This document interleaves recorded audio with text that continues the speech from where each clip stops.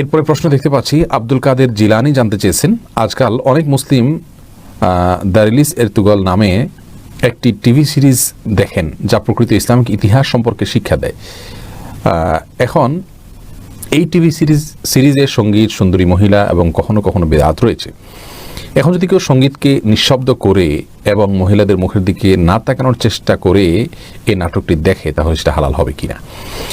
খুবই গুরুত্বপূর্ণ একটি প্রশ্ন করেছেন ভাই আব্দুল কাদের। আসলে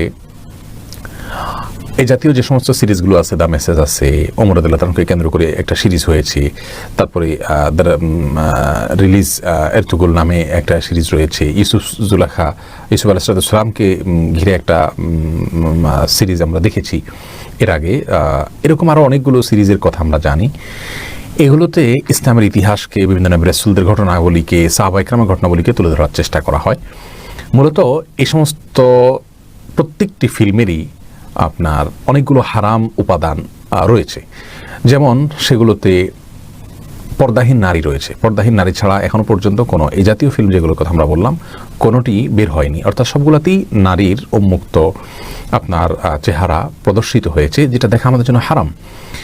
আবার সেখানে মিউজিকের ব্যবহার রয়েছে, গানের ব্যবহার রয়েছে, অনেক দৃশ্য রয়েছে যেগুলো তাওহীদের পরিপন্থী, যেগুলো বিদআতে পরিপূর্ণ। আর গল্পের প্রয়োজনে এবং সিনেমার প্রয়োজনে অনেক সময় চটকদার কোনো কিছু সেখানে যুক্ত করা হয়েছে। এই সব বিষয়গুলো মিলে সংক্ষেপে আমরা এক কথায় বলতে পারি এই ফিল্মগুলো দেখা একজন মুসলিমের জন্য জায়েজ নয়।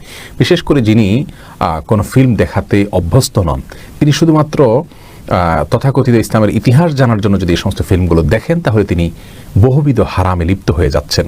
এভাবে ইতিহাস শেখার কোনো অনুমোদন ইসলাম আমাদেরকে দেয়নি। অনেকে খুব বেশি মডারেট, অনেকে খুব বেশি তথাকথিত আধুনিক ইসলামে বিশ্বাসী।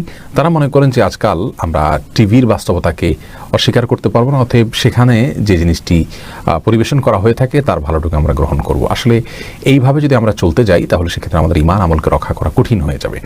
অতএব পর্দার বিধান লঙ্ঘন হচ্ছে, তারপরে আপনার মিউজিক থাকছে, গানের হারাম গানের অস্তিত্ব থাকছে, তারপরে সেখানে ইতিহাসের ব্যাপারটা তো থাকছেই, বিদআত এবং শিরকি অনেক বিষয় থাকছে।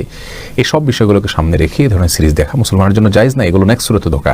মনে হচ্ছে ইসলামের ইতিহাস আমি শিখছি। হ্যাঁ, কারোর যদি তিনি সারাদিন ফিল্মে বুঁদ হয়ে থাকেন, তাহলে সেক্ষেত্রে তার জন্য আর হারামি কি হালালি কি?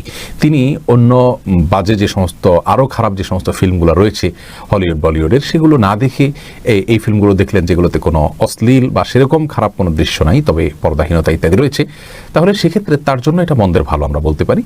কিন্তু একজন মুসলিম শুধুমাত্র ইসলাম শেখার জন্য, ইসলামের ইতিহাস জানার জন্য সমস্ত সিরিজ দেখা কোনো অবস্থাতে জায়েজ নাই, যেহেতু অনেকগুলো হারামে তাকে লিপ্ত হতে হবে।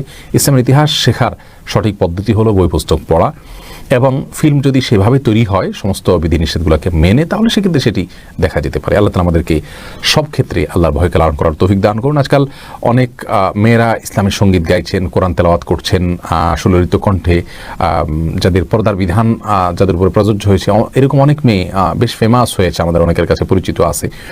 তো সে সমস্ত মেয়েদের তেলাওয়াত, বিভিন্ন ছোট ছোট ক্লিপ এবং পরিবেশন আমরা কিন্তু অনেক উপভোগ করছি, এবং এটাকে ইসলামের নামে করছি। অথচ এগুলো সবগুলোই নেক্সট সুরতে ধোঁকা। এগুলো থেকে আমাদের বেঁচে থাকা উচিত।